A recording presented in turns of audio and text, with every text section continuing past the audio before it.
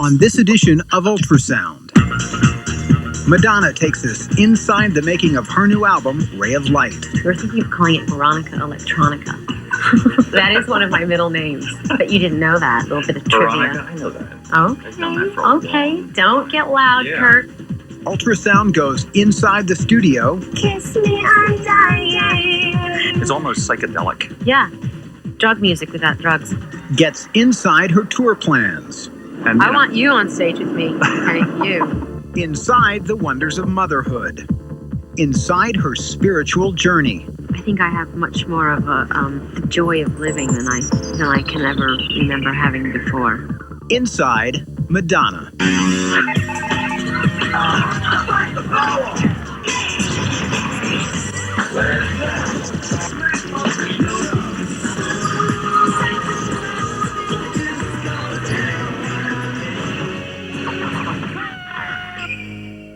How do you feel about it when you look back? I mean, just the effect you've had on music and on people's lives. Do you see it in a different way now than you did when you were undergoing it?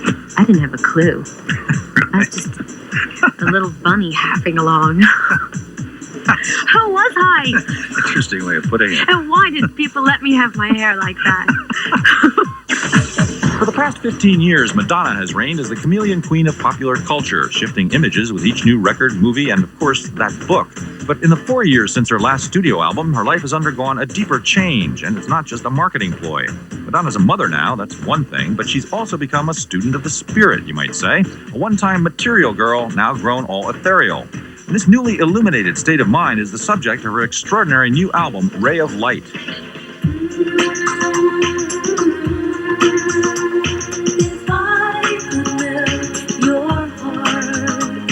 Is there like a theme about this album? Is there one central thing going on that you can catch glimpses of in each track? Probably self-examination or self-discovery. I think that's definitely going on in every song. But also, I think I have much more of a joy of living than I can ever remember having before. Love is a bird, she needs to fly. Let all the hurt inside of you die. I think I've always been on a journey, but I feel like I had like a huge, I don't know if you would call it a spiritual awakening, but I don't know. I think after I did Evita and after I had my daughter, my life sort of took a turn, and I just started to look at life differently, and I realized how blessed I was, and before I was just taking things for granted. Probably what I started to focus on more than anything was living in the moment and enjoying each moment instead of going, I just want to get through this. I just want to finish this record. I just want to finish this video. I just want to get through the end of this. I mean, if you do that and if that's your attitude, then your whole life, if you look back on it, is just constantly waiting for something to be finished rather than really enjoying the moment and being in the moment. The new, more open Madonna invited us into the LA studio where she was recording the album with cutting-edge producer William Orbit, programmer Marius DeVries, and her Maverick Records partner Guy Osiri. The songs she previewed were clearly about spiritual connection, but the deeply charged electronic sounds she achieved just as clearly constitute a new sonic vocabulary in popular music.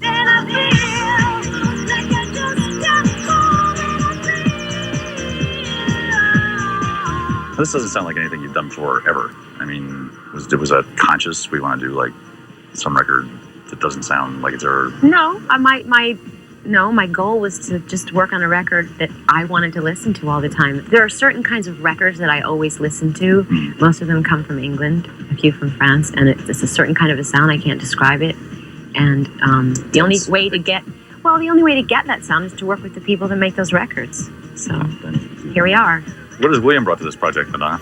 A certain brand of sort of madman type genius. Crunch. Crunch, bites, Bubbles. chewiness. There's a lot of bubbly bits. I can't really describe it, and it's not really anything. Well, it's very computerized, I would say. There's a lot of synth stuff, but there's actually a lot of electric guitar stuff, something I haven't used on records for a really long time.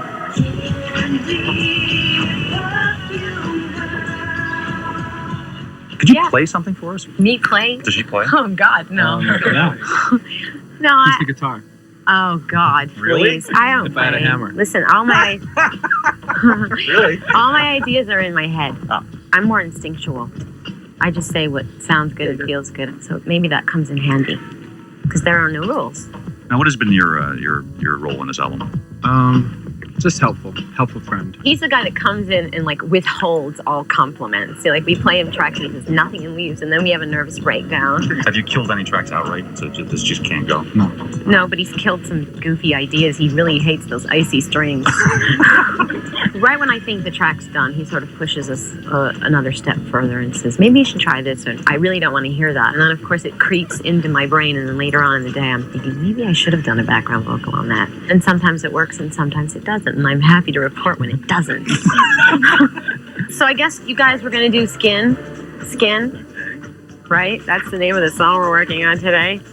But I don't think we want to go with the harmony route right now. Did you change the name of that song?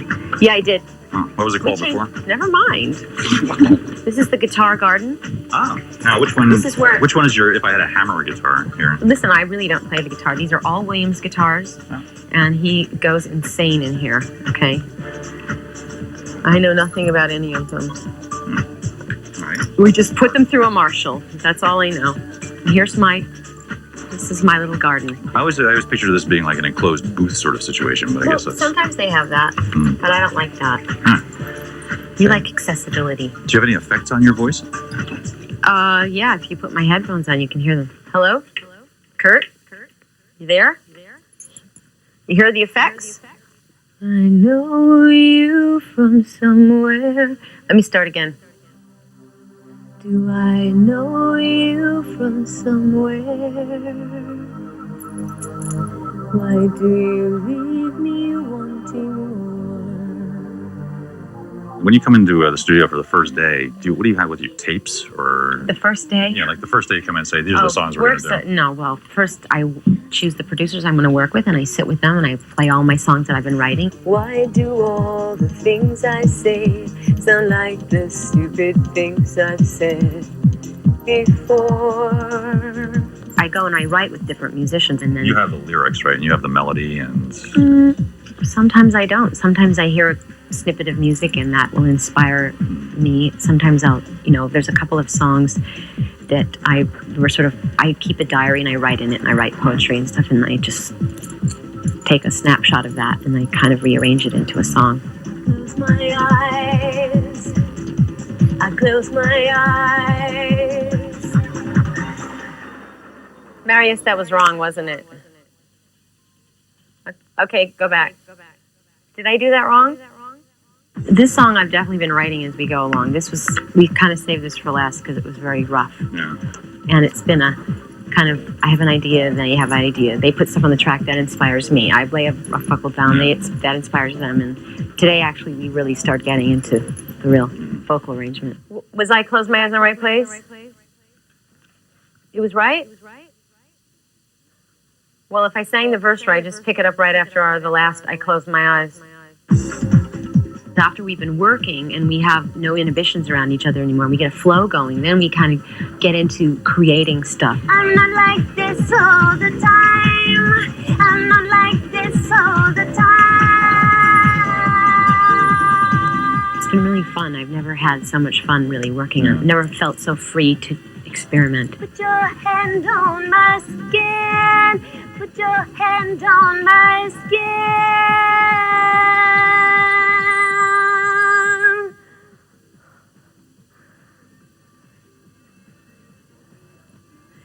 Thank you, good night. It's almost psychedelic, dare I say. Yeah, drug music without drugs. Yeah. Is that possible? I guess it is. None of us are on anything. It's possible if you have really free people. Yeah. Because ultimately that's what drugs do. They free your mind and give you the feeling like you have, no inhibitions. You can go anywhere. Did you ever have a drug period where you did like LSD or anything like that? No. The classic, nothing at all? No. Wow. No, I missed out on the whole drug thing. So you're just in touch with your inner whatever. My inner self? Yes. Well, I'd like to think I am. I mean, I've come a long way. I used to think I was in touch with my inner self, and then I realized that was my inner ego. What's the difference? Because the ego is all, gratification for yourself alone. It's not very much sharing and kindness. and generosity. So does this have anything to do with having children? It has a lot to do with that. I mean, I think probably having her set me off on a new way of thinking, and then just gone down a different road, period. And it was very good for me, too, because then the writing of this record and the working on it allowed me to be much more free and experimental.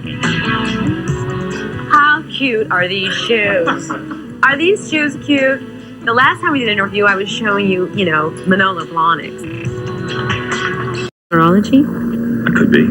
The significance to numbers, That's why Ray of Light, the third track on the album. How about the total number of tracks on the album? 13, luckiest number of all. And this is like your 13th album, isn't it? Like, ooh, I never thought of that.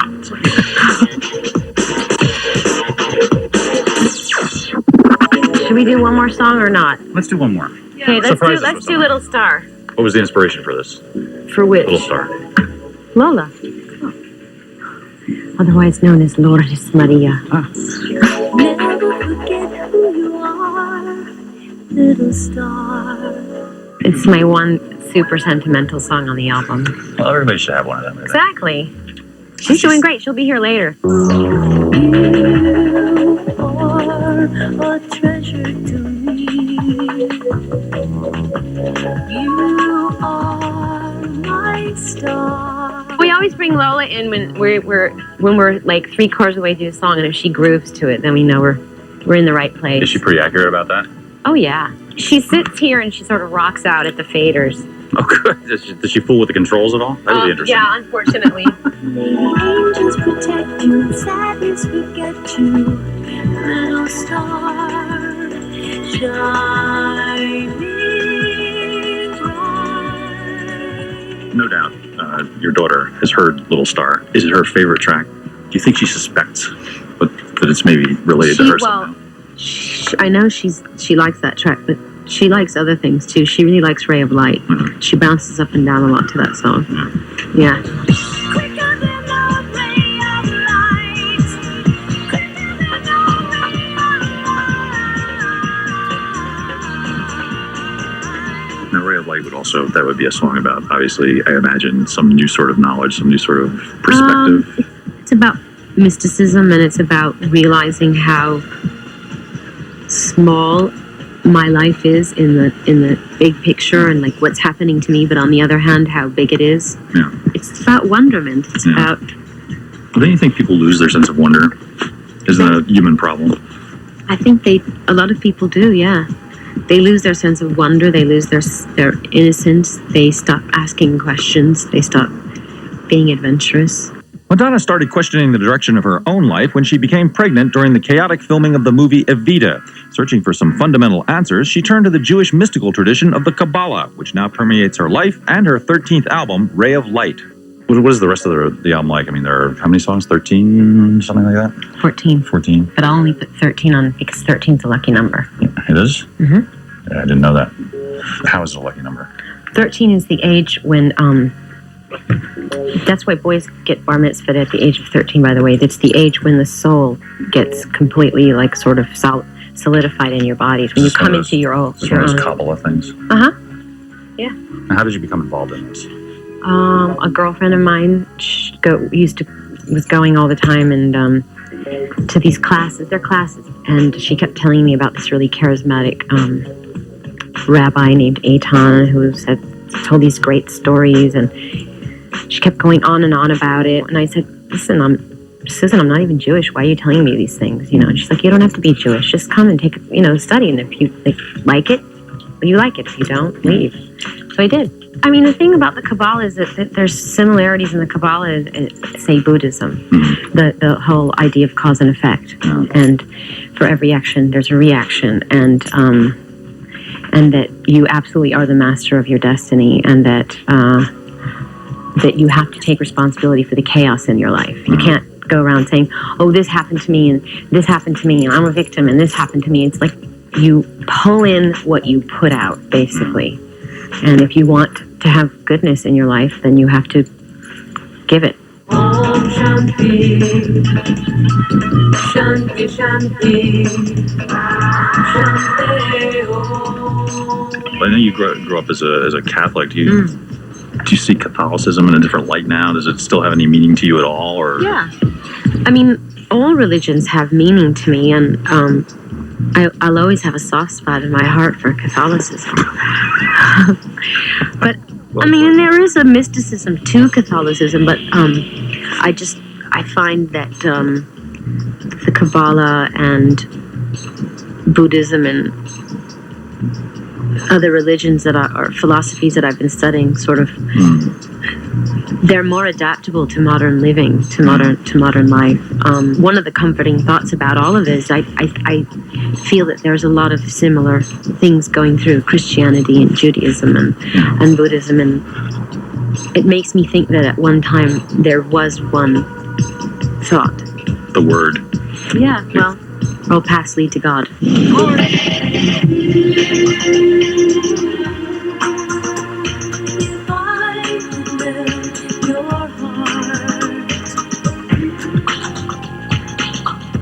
With the Ray of Light album completed, Madonna summoned us to a sun-baked lake bed deep in California's Mojave Desert to witness the making of her video for Frozen.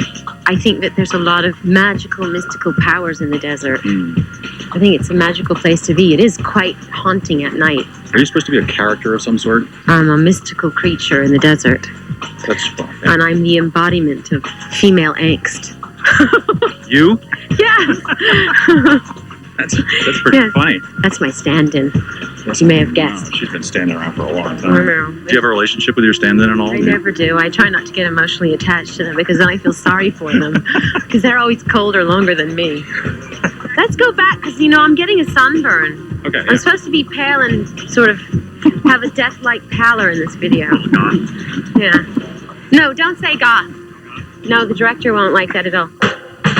Masterminding the Frozen production was a gifted young Brit named Chris Cunningham, best known here for an unearthly Aphex Twin video. I think she saw the Aphex video and was interested and asked to see my reel. The truth is I probably became interested in the idea of doing music videos through seeing her videos, in particular her videos actually. There were a couple of videos that she did that I remember seeing and thinking, that's brilliant. I remember seeing Rain when I was a bit younger and I thought that was beautiful. Yeah, really elegant. Here we go, ready? How am I going to end up on the next one? Just like spread eagle-like on my stomach.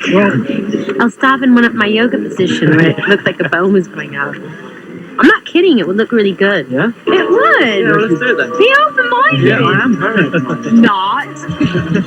By this point, you can direct videos yourself, right? Now, as you know, Mariah Carey is directing her own videos. I heard she sneaks in at night and grinds the glass for the lenses. She's very brave. Yeah. I would never want to direct something I was in. I don't want to have to keep jumping back and forth. It's hard enough. I mean, I don't know how you can do both well. I really don't. Unless you're a guy and you just don't care. You know what I mean? So guy-like. Because guys just don't care, let's face it. What do you mean by that? They don't care how they look. And in fact, they can look bad and get away with it. Not that you look bad. Thanks.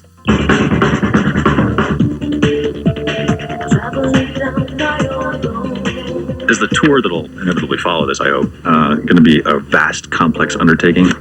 I haven't got a clue. I'm sure I'll set out to do something simple, and then it will become a vast and complex undertaking. I've imagined visual elements that I would like to have, but I haven't put the whole thing together yet. It's going to be a pain in the ass, Yeah. for sure. Is this like a major project to sit down and think what old stuff you might do on tour? I mean, None. really, nothing at all? Well, I wouldn't say nothing at all, but I mean, I just can't imagine doing stuff like a Virgin and Material Girl and things like that. I mean, I don't know who that person is. She's a really sort of Neanderthal version of me. Really? Really amoeba, unformed. You look back on her as someone you don't like very much. No, I'm very fond of her. But I mean, this is what I mean about I didn't know the impact that I was, you know what I mean? I was just clueless. If I had known when I was doing those songs that for the rest of my life, I was going to be referred to as The Material Girl. Yeah. I just probably never would have done it.